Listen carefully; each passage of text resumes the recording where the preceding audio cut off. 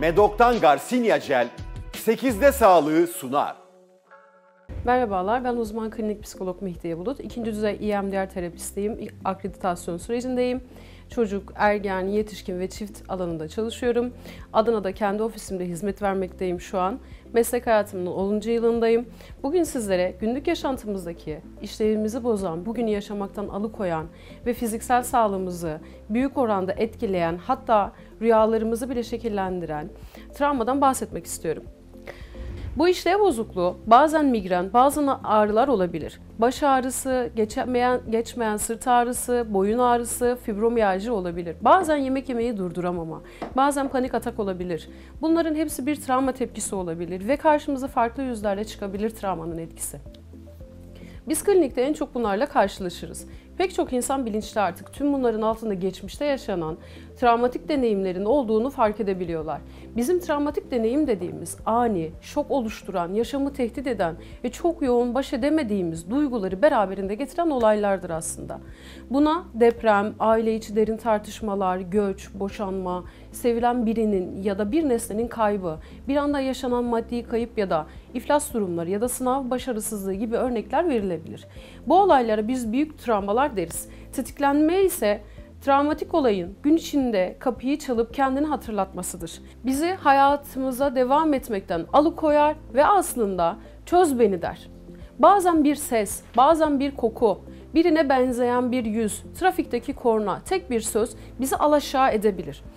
Böyle şeyler olabileceği gibi tam travma kategorisine girmese de daha böyle küçük travmalar diyebileceğimiz sıkıntı, stres yaratan ana ağlarıyla ilişkili olabilir. Büyük olaylar, yaşamı tehdit eden travmatik olaylar olabileceği gibi büyük travmalar diyemesek de sıkıntı, stres yaratan yaşam olayları da bugünkü sorunlara sebep olabilir diyebiliriz.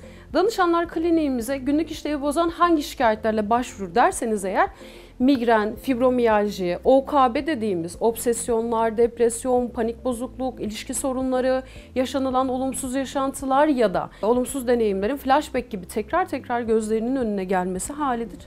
Uyku sorunları, rüyalarda olumsuz yaşam deneyimlerinin tekrardan yaşanması, tahammülsüzlük, öfke patlamaları gibi bu tip şikayetlerle kliniğimize başvuruyorlar. Bazen de büyük travma diyemeyeceğimiz, stres, sıkıntı yaratan, aslında ona literatürde patolojenik anı denir. Travma kategorisinde değildir çoğu ama stres, sıkıntı yaratan yaşam olayları bunlara da sebep olabilir.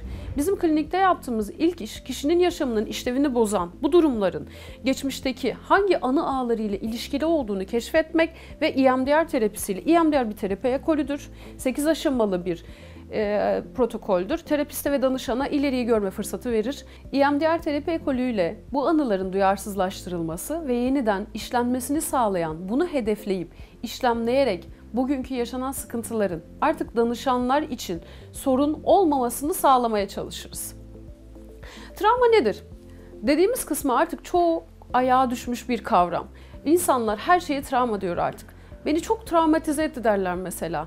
Ama travma olabilmesi için bir takım koşulların gerçekleşmesi gerekir.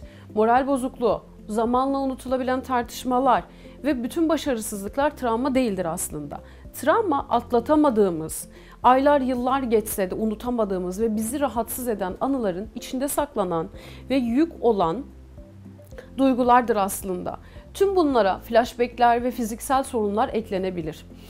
Dolayısıyla travma hem zihni, hem duyguları, hem de bedeni ele geçiren, kontrol edemediğimiz bir takım rahatsızlıklardır. Buna şöyle bir örnek verebiliriz. Yara metaforu dediğimiz bir örnek var bizim. Bu yara metaforunda bazen hayatımızda ufak kesikler ya da yaralar alabiliyoruz.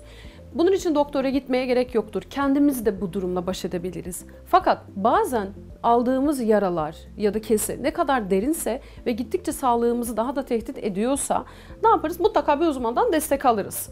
O yaranın kapanabilmesi için. Çocukluğumuzda yaşadığımız her zorluk elbette travma değildir. Elekten bazı olaylar geçer, bazıları çok büyüktür, geçmez. Profesyonel bir ruh sağlığı uzmanı ile birlikte tüm zorlayıcı anılar elekten geçirilir ve gereksiz yükler terapi sırasında atılır. Dolayısıyla ne kadar geçmişte olursa olsun, ne kadar kökleri geçmişe derine dayansa da bugün bu tip meselelerin profesyonel ruh sağlığı uzmanlarınca ele alınıp geçerliliğinin kanıtlanmış terapi ekolleriyle çözüme ulaşmasının mümkün olduğudur. Medok'tan Garcinia Jel 8'de sağlığı sundu.